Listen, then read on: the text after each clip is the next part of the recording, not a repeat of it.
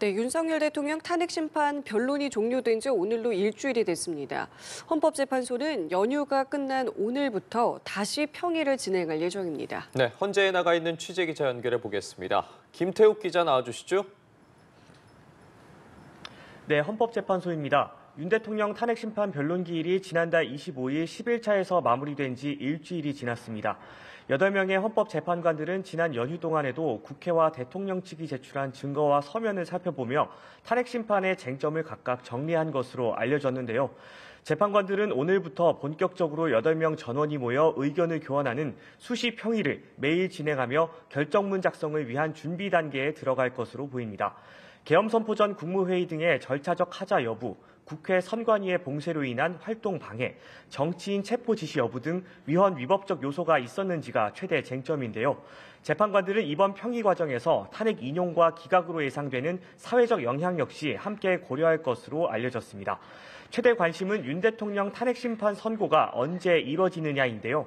헌재는 박성재 법무부 장관 탄핵 사건 변론 기일인 이달 18일 전까지 다른 사건의 변론 일정을 모두 비워놓은 상태입니다.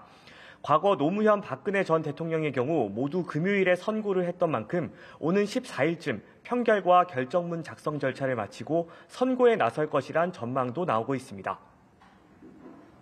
네, 김 기자. 하지만 아직 남아있는 변수가 적지 않은 상황이죠.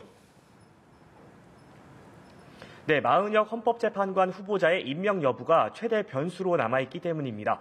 앞서 헌재는 지난달 27일 최상목 대통령 권한대행이 마 후보자를 임명하지 않은 것은 국회의 헌재 구성권을 침해했다고 밝혔습니다.